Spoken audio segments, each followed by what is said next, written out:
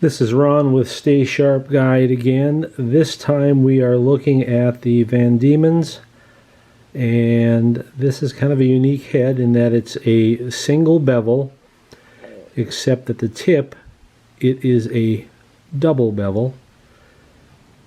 Now, after looking at this head, it's kind of unique. They must pre-bevel these things and then powder coat them or somehow otherwise paint them, and then they buff to a pretty nice finish the cutting edge, but not on the trailing edge. The paint, the coating is still there. They never even bothered to take it off, so they took it off the blade, the main blade. They didn't take it off the trailing edge, and it's still pretty jagged. So while I don't value trailing edge, there they did not remove it, which is odd because on another of the heads that I've gotten, so I bought these from a person online, and 2 came new and 2 came used. Now on this one, the coating is removed almost. Some of it's on there, some of it's not. So it's kind of interesting how they handle that. Now the other thing that I find interesting is that, yes, they must put this on a rotary buffing wheel with some buffing compound to get this edge cleaned up. But then they round off this edge so as not to upset this coating. They actually put a small bevel on the back side, which you really don't want to do that. I mean, it's for expedience sake and getting these out of the factory. I'm sure that works great. But right now there is a bevel on this side and a small bevel on this side. You don't want to do that. You want to have it flat on the back side. Yeah, you're going to upset the coating. Just oil the heads when you're done. Just put some corrosion inhibitor on there. Don't worry about marring up the powder coating. So as I do in all of my videos, I will put this under the microscope. I will put it through the sharpness tester because I've got 2 here that are new. But then I've got a unique one here in that this one was shot through a turkey. The owner tells me the arrow zipped through the turkey and was lost and sat out in the elements for quite some time until it was recovered. Now this one, as you can see, has a bent tip, and so this is typical wear. You're going to buy them like this, but then you're going to use them, and this is to be expected, right? The heads will corrode. When you hit something hard, they will bend, and so this is what you'll be faced with. You're not going to spend a lot of time sharpening new heads. You're always going to be sharpening dull heads. So I get the opportunity to look at both cases here, and this is one that he has apparently practiced with and looks like he's done a little bit of freehand sharpening on. So I've kind of got the best of all the worlds here. And as you can see, this coating, you know, it's, like I said, it's probably powder coated. It doesn't last forever. Don't worry about wiping it off. I don't think the coating is necessary at all. If you oil the head, you've got all of this exposed metal anyway. Why not have it all exposed?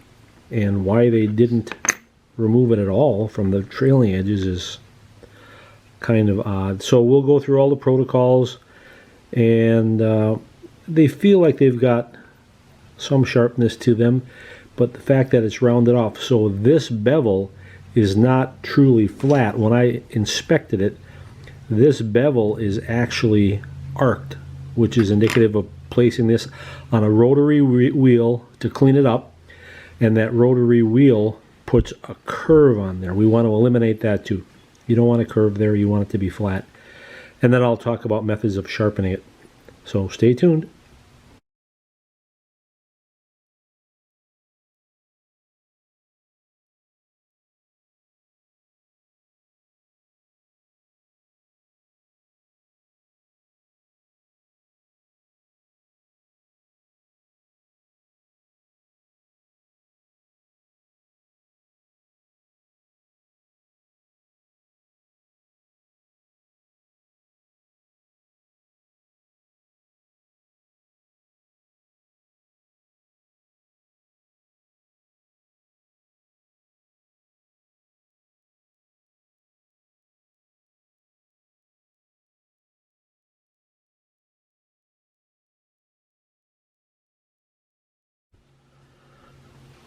We've seen the edge under the microscope. Now let's test it in the sharpness tester. Clearly it was a polished edge on a rotary wheel.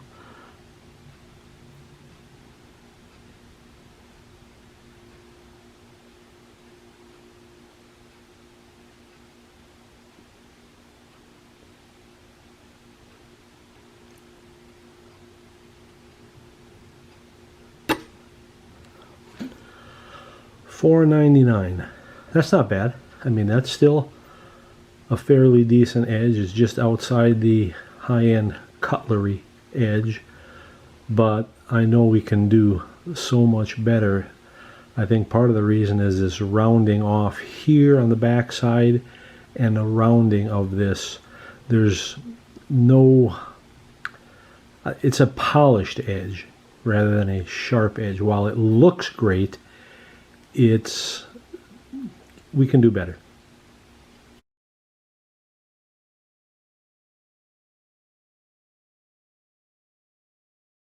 So in this case, I'm taking the head that was left out in the elements after taking a turkey. I showed you earlier the bent tip. It looks like the whole head actually has a bit of a bend to it, as you can see down the entire blade. And from what I can tell, I've straightened out the tip. The steel is relatively soft, so it was very easy to get that tip bent back into shape. With hard steel you can't do that, but here you can see there's definitely a bend in that direction. A bend is always better than a break, but this is indicative of a soft steel, so I know I could return this head to service. We'll take some grains out to do it. So I'm going to set that one aside, and I'm going to take one of these brand new ones. I'll do the one that was never sharpened on the trailing edge and do it. I'm going to take some material off. Let's get a weight beforehand.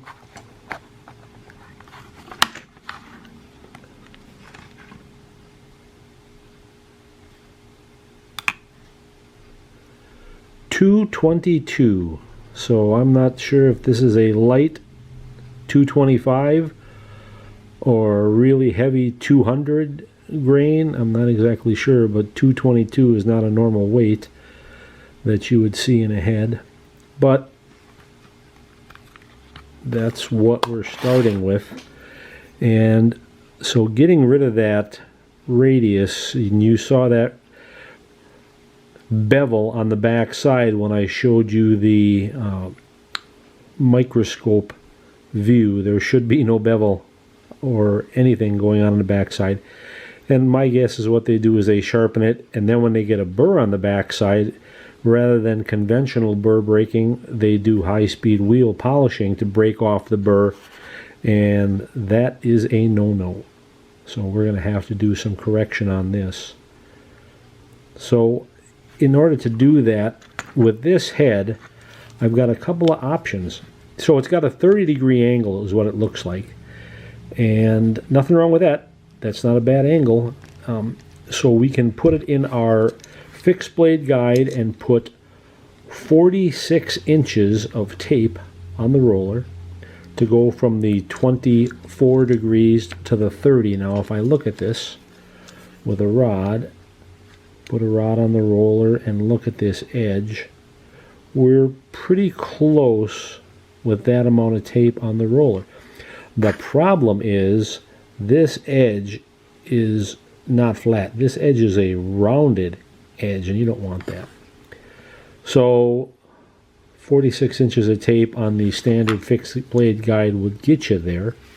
Another option is to use the 35-degree guide, and in both cases you want the cutting edge parallel to the roller.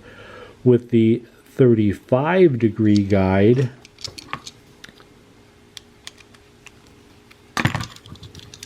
we are a little steeper, and that is not a bad thing.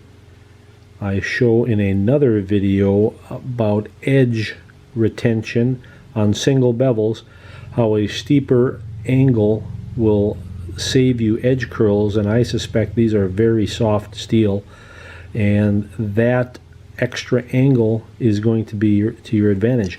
And you don't regrind the whole head all the way back to here at 35, you only sharpen it, right? And in this case, it would get rid of that rounded off.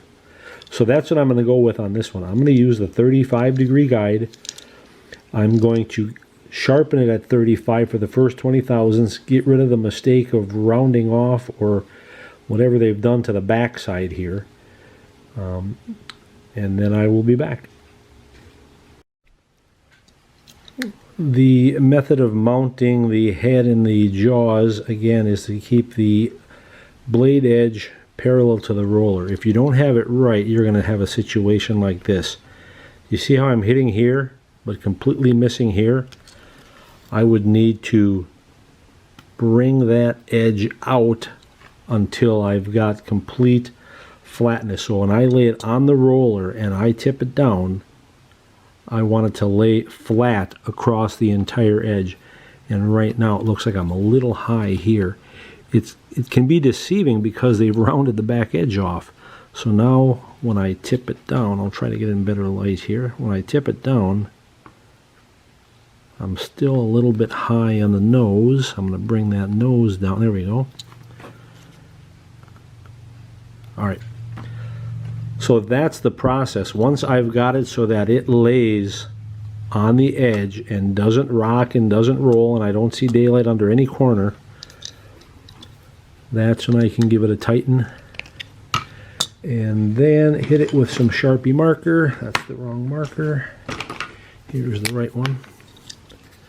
And then we're going to, because we're not going to be doing the entire bevel, there's no point in marking up the entire bevel.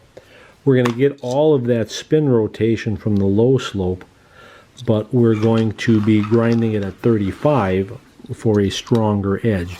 So now we'll give it a few strokes.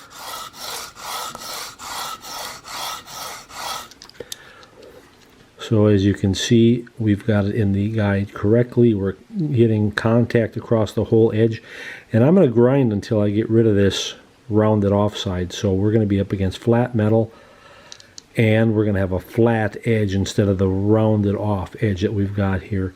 And then I'll do some burr breaking. Yeah, I'm going to mess up the coating on here, but that coating is unimportant. You've got exposed metal here that you're going to protect with some corrosion inhibitor. You're going to wipe some on the back side here. So I'll do some sharpening, and I'll be back to talk about the burr.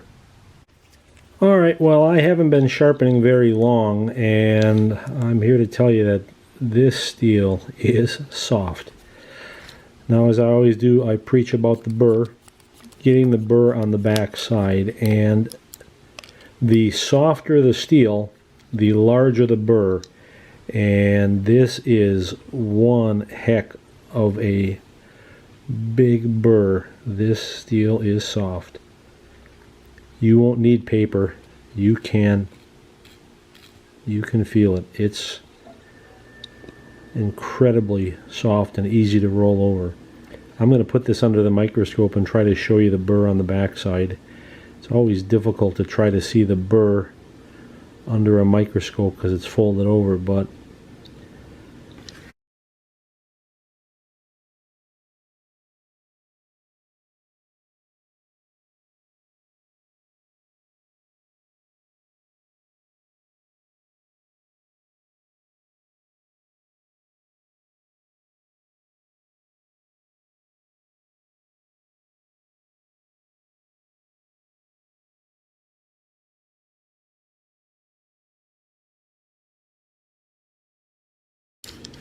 I'm just being honest, folks. This is some soft steel. Now, will this kill an animal? Absolutely. This will kill every animal on the planet.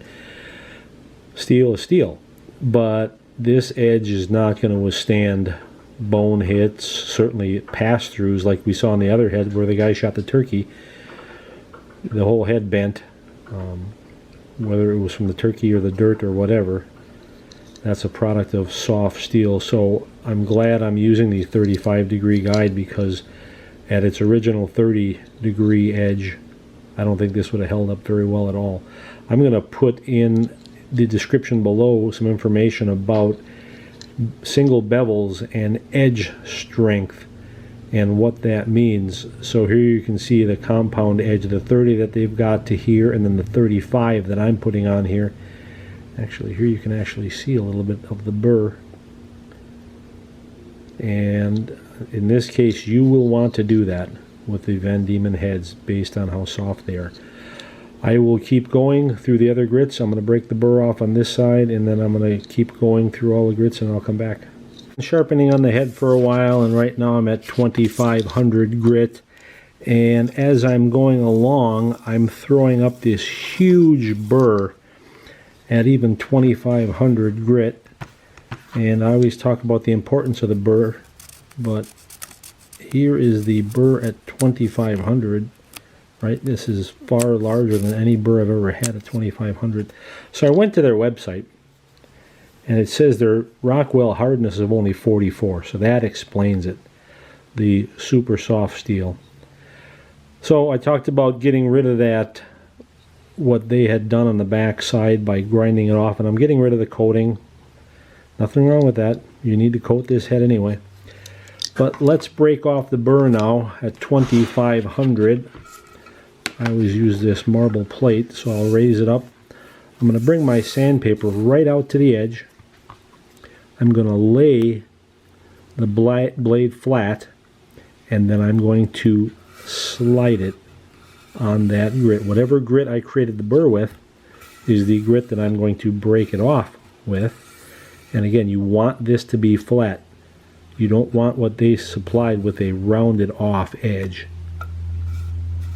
All right, so that's all you're going to do to break off that burr. Simply slide it flat on the sandpaper. You do not need diamond plates for these heads. They are just too soft and gummy. There's no need. Sandpaper erodes it super fast. And they say on their website, soft or hard enough to get the job done, soft enough to resharpen it. And so they fully are aware that their heads are super soft. And like I said, it's still steel. It'll still cut through an animal and cause hemorrhaging. It's just that the edge won't survive massive bone hit or hitting the dirt. It will really tear up these edges. So now I have cleaned up the back side. All that rounding is gone. I've chased a little bit of the burr to this side, which I'm going to go back and get rid of. And I'll do a little bit more, and then we'll look at it under the microscope and on the sharpness tester. We've certainly improved the edge from where it was. Before I do that, I'm going to actually sharpen this side. They did not. It's rather sawtooth and jagged and still has the paint on it. I'm going to fix that.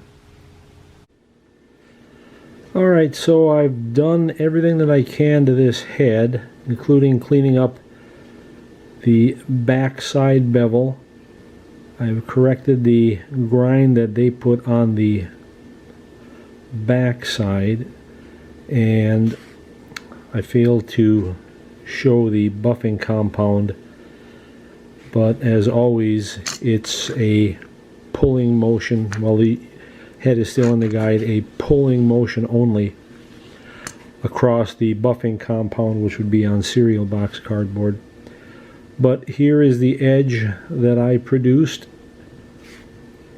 Like I said, I used a 35-degree guide rather than the 30 that they provided, because I fear at Rockwell 44 this is really going to roll easily. And now I'm going to put it in the microscope, look at the edge that I produced, and then we'll put it on the sharpness tester and see what we get.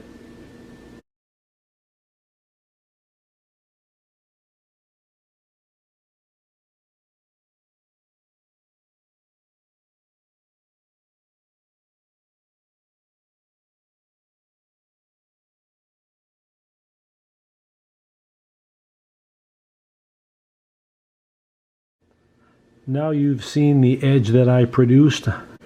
The true test is the sharpness meter. Now I don't care how hard or soft the steel is, any steel can be brought to a razor's edge. How long it holds that edge is up to the steel, but let's check.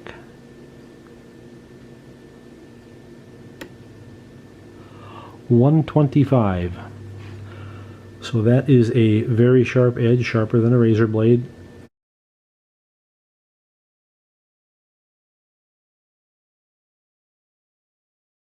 And I can definitely feel it as I drag my fingerprint across it.